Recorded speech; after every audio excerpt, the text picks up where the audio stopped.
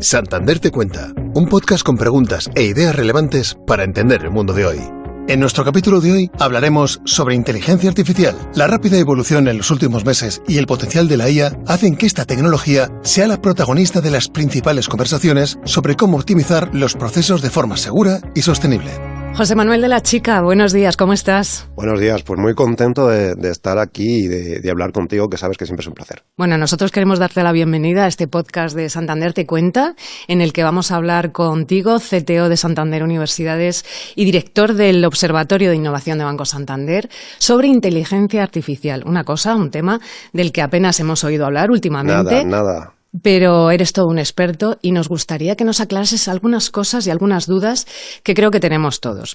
Lo primero que me gustaría preguntarte, José Manuel, es que la inteligencia artificial es una tecnología que empieza a desarrollarse en los años 50 y, sin embargo, es ahora cuando no paramos de escuchar y no paramos de hablar de IA, ¿no? Eso es.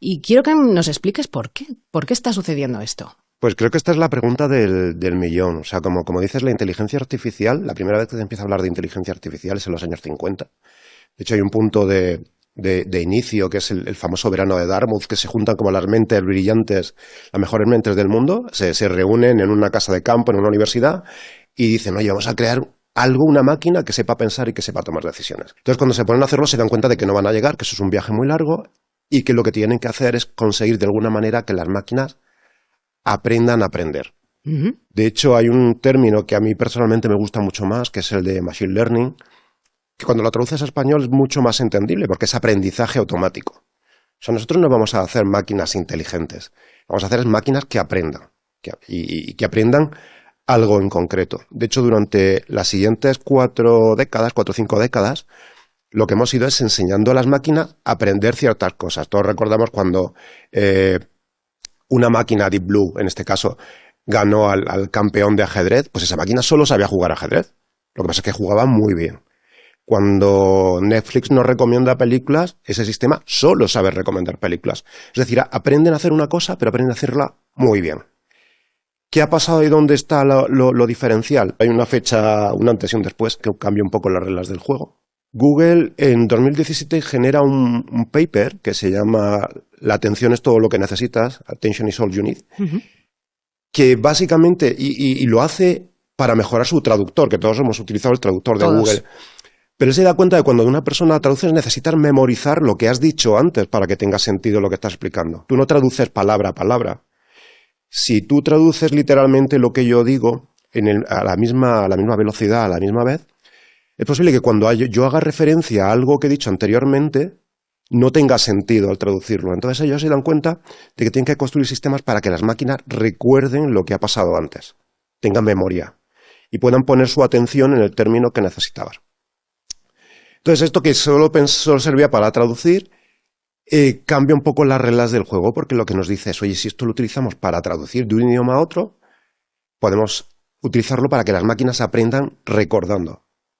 Y ahí es cuando empiezan a crearse estos modelos, todos hemos oído hablar de los modelos de inteligencia artificial, los LLMs, los grandes modelos, que lo que hacen es leer mucho, recordarlo, entenderlo y ser capaces de predecir cuál es la respuesta que tiene más sentido. Claro, después de que pase eso, ¿qué sucede?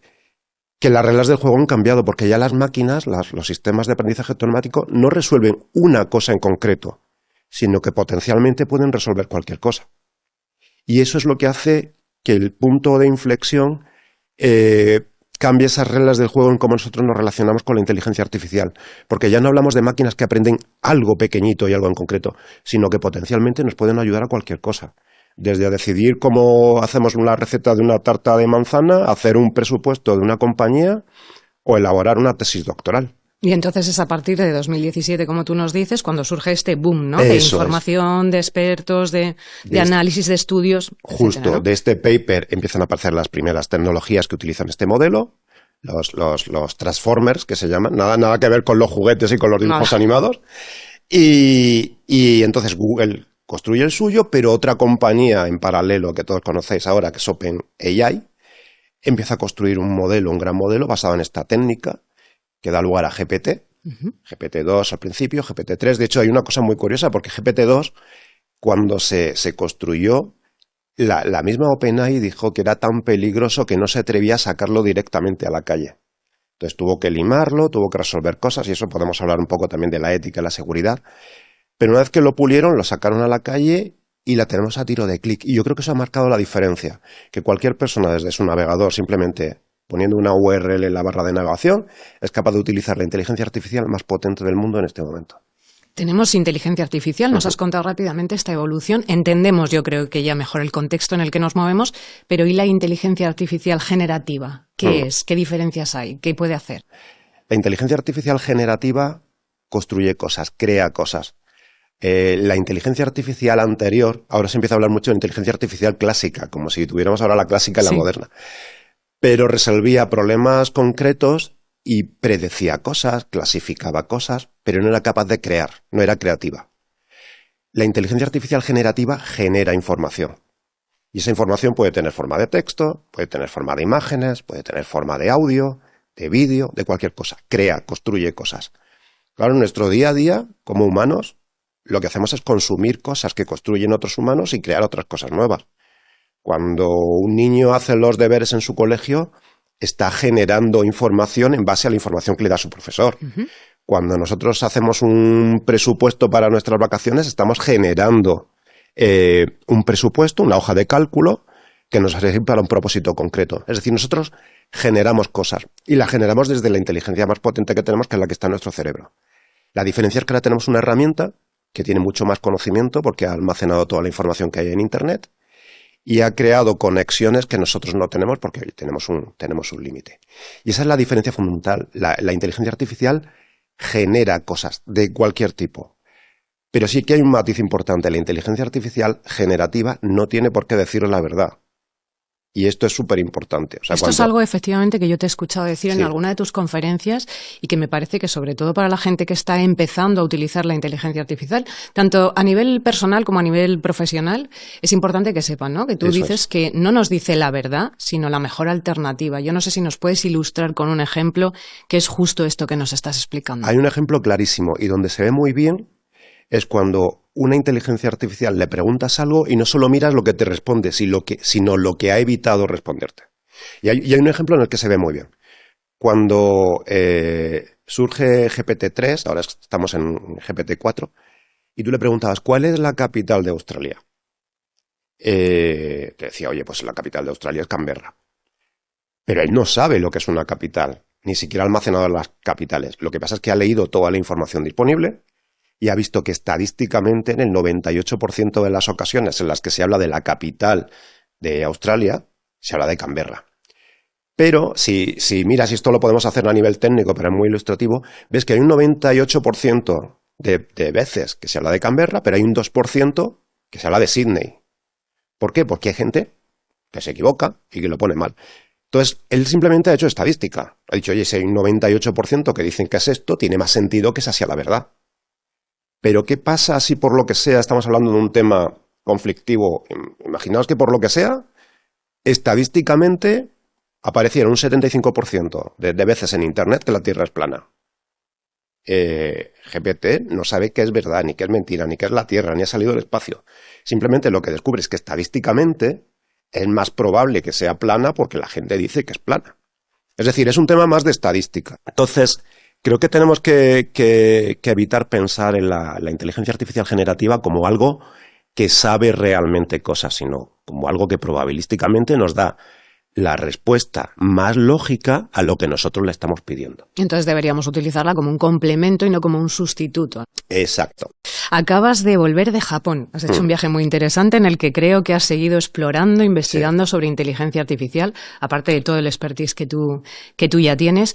Y es verdad que me gustaría que nos contases, aunque sea de modo resumido, pero ¿cuáles crees que son las principales oportunidades que nos va a ofrecer o que ya nos está ofreciendo la inteligencia artificial, pero también cuáles son los principales riesgos que entraña esta tecnología?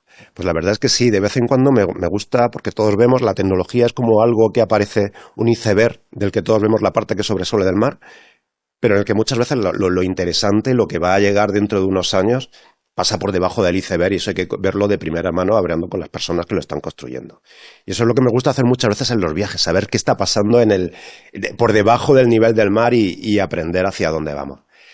Yo creo que lo que vamos a ver en los próximos años va a ser muy interesante. En principio, hay un tema que va a ser relevante, que es que la inteligencia artificial cada vez se va a hacer más pequeña. Hasta ahora hablamos mucho del concepto de los LLMs, de los Large Language Models, los modelos gigantes. De hecho, son realmente gigantes. O sea, se dice que para entrenar la última versión de GPT-4 se necesitaron como 27 supercomputadores y costó alrededor de $100 millones. Se dice. Esto es como todo ahí. No es muy asequible. Pero podría ser más o menos. Es muy caro entrenar un modelo. ¿Qué pasa? Que a medida que han ido evolucionando las técnicas, porque esto está evolucionando a una velocidad brutal, cada vez los modelos van a ser más pequeños y se empieza a hablar de los Small Language Models. Esos modelos los vamos a tener en nuestro portátil, en nuestro teléfono móvil. O sea, va a pasar un poco como cuando llegó Internet, que empezábamos a decir, oye, solo lo conectamos con el ordenador, pero hoy prácticamente cualquier cosa se conecta a una Wi-Fi. Bueno, pues eso va a pasar con la inteligencia artificial, va a estar en todos sitios. Eso tiene una parte buena, que además va a ser una inteligencia artificial propietaria. O sea, si tú tienes una inteligencia artificial en tu móvil, es tu inteligencia artificial. Y va a aprender sobre lo que te gusta, sobre cómo hacer las cosas, sobre lo que es útil para ti. O sea, se va a moldar a las necesidades y a la manera de funcionar que tenga Marta. Va a aprender y te va a ayudar. Va a ser tu Pepito Grillo particular que va a estar ahí para ayudarte. Eso va a ser muy interesante. O sea, vamos a ver la inteligencia artificial en todos sitios. Creo que también va a haber una transformación en las organizaciones, porque todos vamos a tener que hacer un viaje a convertirnos en empleados 2.0, empleados aumentados. En cualquier campo vamos a tener a nuestro asistente, que va a ser una IA, y vamos a ver poco a poco como todas las herramientas que utilizamos, desde la herramienta del correo, las redes sociales, las aplicaciones para hacer fotografías, cualquier cosa, va a dotarse de capacidades para ayudarnos. Es lo que se empieza a hablar un poco de los copilots, los copilotos, los asistentes, los buddies. Creo que eso lo vamos a ir viendo y vamos a tener que sacarle ese provecho que normalmente no va a venir nadie y nos va a decir, oye, tienes que hacer esto. Lo vamos a tener que ir descubriendo. Va a ser un poco similar para los que, como yo, tenemos ya algunos años, como cuando llegó la Internet y tuvimos que subirnos y ver cómo encajaba, o cuando en los 90 llegó la ofimática y la gente tuvo que decir, oye, ¿cómo llevo yo la base de datos o el Excel a mi puesto de trabajo? Pues eso va a pasar con la IA. En cuanto a riesgos, yo creo que el principal riesgo que tenemos ahora, aparte de la desinformación, pues claro, generar cosas es un superpoder que va a estar en nuestras manos para hacer el bien, y esto es una película de James Bond, pero que en malas manos puede ser muy peligrosa. Y de hecho uno de los grandes retos que se están planteando ahora a nivel de administraciones, de gobiernos, pero también las grandes tecnológicas, es cómo en un año en el que vamos a tener decenas de procesos electorales, la desinformación puede influir. Entonces, creo que la línea entre lo que es verdad y lo que es mentira cada vez va a ser más difusa, y ahí tenemos que estar vigilantes. Quiero también que me digas, José Manuel, claro, que nos vamos a poder defender, que también nos va a ayudar la IA a defendernos de esto. Totalmente. De hecho, siempre hay mecanismos para defendernos, pero creo que el mecanismo más importante es el sentido común. O sea, yo creo que tenemos que ser conscientes de que va a aparecer una herramienta que va a hacernos dudar de muchas cosas, y que tenemos que ser conscientes de que dudar es bueno, que creo que es algo que cada vez hacemos menos y que es muy importante. O sea, tenemos que tener en cuenta que hay veces en lo que no tendremos un criterio para decir qué es verdad y qué es mentira. De hecho, los fabricantes tecnológicos, sobre todo los de imágenes, los de vídeos, no sé si habéis visto los vídeos que es capaz de generar Sora, que es la última inteligencia artificial de OpenAI. Son indistinguibles de un vídeo grabado con una cámara normal. Claro, entonces, las propias tecnológicas están incluyendo como marcas de agua, señales para detectar si un vídeo es verdadero o falso. Pero claro, cuando lo vemos en un reel de Instagram, lo vemos en Twitter y tal, no tenemos suficientes herramientas. Entonces yo creo que tenemos que ser capaces de tomar distancia, dudar más y sobre todo desarrollar nuestro pensamiento crítico. Creo que las dos habilidades que tenemos que desarrollar más en este mundo dominado por la IA son el pensamiento crítico y sobre todo la resolución de problemas complejos, porque hay un punto importante, y es que las IAs no van a poder resolverlo todo. No creamos en todo lo que nos cuentan, no creamos en todo lo que genera ChatGPT. Tengamos pensamiento crítico y sepamos que las fuentes de la verdad son las que todos sabemos que son las fuentes de la verdad. Me parece una recomendación fundamental la que nos estás haciendo. Y partiendo de esa base, cuéntanos cómo están las entidades financieras como en la que nosotros trabajamos aplicando la inteligencia artificial para sus procesos. Muy buena pregunta, porque además es un reto brutal. O sea, las entidades financieras, y Banco Santander en este caso, llevan mucho tiempo utilizando el Machine Learning, llevan utilizando la IA. Hay una cosa interesante y es que muchas veces la IA, cuando funciona realmente bien es cuando no somos conscientes de que está funcionando. De hecho, todos habremos experimentado que cada vez pasan menos cosas raras con nuestras tarjetas, hay menos fraude, ¿no? Porque todo pasa como por debajo del iceberg, como decíamos antes. La ciberseguridad, el fraude, la detección de riesgos, todo eso se estaba explorando desde el punto de vista del Machine Learning clásico. Cuando llega la inteligencia artificial generativa, lo que vemos es que un montón de oportunidades que hasta ahora no se podían resolver, es factible abordarlas desde el ángulo de la inteligencia artificial. Y hay como varias líneas. Por un lado, la experiencia de cliente. O sea, hay un punto muy bueno de la inteligencia artificial generativa que es capaz de comunicarse con las personas en su propio lenguaje, utilizando el lenguaje natural en cualquier idioma, incluso dotándose de capacidades de adaptar los giros, el adaptarse al tipo de persona con la que está interactuando. No es igual contarle las cosas a una niña pequeña, a un catedrático, a un premio Nobel o a un pastelero, a un estudiante. Claro. Entonces, la máquina lo puede hacer. O sea, no solo tiene el conocimiento, sino que es capaz de adaptarlo. Claro, entonces eso genera un montón de oportunidades en interacción con las personas, los asistentes conversacionales, asistentes de voz. Vamos a ver mucho en los contact centers. Relaciones más humanas, que esto es muy curioso porque que las máquinas nos entiendan mejor y nos imiten mejor puede generar interacciones más humanas entre las organizaciones y sus clientes. Y eso por un lado se está haciendo. Por otro lado hay otra línea muy interesante que es la capa de operaciones. Los bancos, en general todas las grandes corporates, están llenas de procesos complejos, procesos que implican muchas relaciones con los reguladores, con diferentes equipos que normalmente están dispersos por la organización. Son procesos como muy complejos y muy áridos. Bueno, pues la inteligencia artificial va a ayudar a que sea mucho más líquido hacerlo, mucho más sencillo, porque va a tener una capacidad especial y es que sabe relacionarse con las personas y sabe relacionarse con las máquinas. Y hemos visto como procesos que con tecnologías actuales tardaban 6-7 horas pasan a tardar segundos. Todo eso lo va a cambiar, con lo cual las organizaciones van a ser mucho más eficientes, van a poder hacer las cosas mejor, más rápido, más barato, y también lo que van a poder hacer es que las personas que forman parte de estas organizaciones puedan trabajar en cosas que aportan realmente valor. Y esa es otra línea en la que se está trabajando, en que los empleados, las personas que forman parte de los bancos o de las organizaciones, no dediquemos nuestras neuronas, nuestro tiempo y nuestro esfuerzo a hacer cosas repetitivas, sino que las cosas que son realmente trabajo de máquinas las hagan máquinas y nosotros podamos aportar ese valor como humanos que las máquinas no son capaces de aportar. Y por cierto, hay un mito con el que hay que acabar de una vez por todas, que es que el de la inteligencia artificial va a quitar los puestos de trabajo. O sea, yo creo que va a haber una evolución, los puestos de trabajo se van a transformar y normalmente lo que vamos a tener es la oportunidad de hacer realmente lo que queríamos hacer en nuestro puesto de trabajo. O sea, cuando el médico tiene una inteligencia artificial que es capaz de resolverle problemas, lo que va a poder hacer es dedicarle más tiempo a sus pacientes. Bueno, pues ese mismo ejemplo lo podemos llevar a cualquiera, desde el área legal, de software, de comunicación, etcétera. Vamos a ser mejores profesionales con capacidades que no teníamos hasta ahora. Y la última línea, hemos visto 3, la última, que es muy interesante y además está muy cerca del área tecnológica, que es donde yo trabajo, es en la construcción de software. Las máquinas ahora son capaces de crear software y corregir el software existente. Porque cualquier cosa que se puede convertir en un lenguaje, la máquina es capaz de dominarla, es capaz de generarla. Y estamos hablando del lenguaje de personas, pero el código, el software, es un lenguaje también. O sea, todos hemos visto y hemos oído hablar en el mundo de la banca del famoso COBOL que lleva muchos años entre nosotros, pero pues pasamos del COBOL al Java y del Java hemos pasado al Node y hemos pasado por diferentes lenguajes y son lenguajes. O sea, igual que tenemos el COBOL, el Java y Node, tenemos el español, el francés y el chino. O sea, al final no deja de ser comunicación. Efectivamente. Entonces, eso está abaratando muchísimo la generación de software. Los ingenieros de desarrollo están empezando a trabajar con sus copilotos que les ayudan a generar software mejor, más rápido y más eficiente.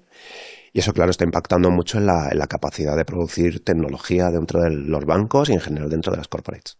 Bueno, tenemos, por lo que veo, y no solo entiendo en el ámbito financiero, sino en toda la industria en general, en todos los sectores económicos. Te pediría que te atrevieras a darme en un solo titular hacia qué modelo económico y social crees que tendemos de la mano de la IA. Vamos a un modelo, esa es muy buena pregunta, muy compleja, pero bueno, yo creo que son las preguntas interesantes y además está todo por hacer. Te lo he puesto un poco complicado, quizá. Sí, pero se empiezan a ver las primeras luces. De hecho, a mí el mensaje que me gustaría trasladar a la gente que nos oye es que no estamos ni mucho menos al final del viaje, estamos al principio. O sea, estamos en los albores. O sea, podemos estar a nivel de IA, pues como estábamos en el año 2000, cuando hablábamos de Internet. Es algo que va a llegar, pero todavía no interactúa, no lo acabamos de ver. Y nos faltaba por ver los teléfonos móviles, las redes sociales. Bueno, ya tenemos Internet en nuestras vidas. Uh-huh. La IA va a ser un poco lo mismo y estamos al principio de la carrera. Creo que el siguiente paso es el de los agentes autónomos. O sea, las IAs ahora mismo hablan y saben comunicarse, son los reyes de la comunicación. Por eso hablamos muchas veces en tu mundo, en tu sector, la comunicación va a tener un cambio fundamental.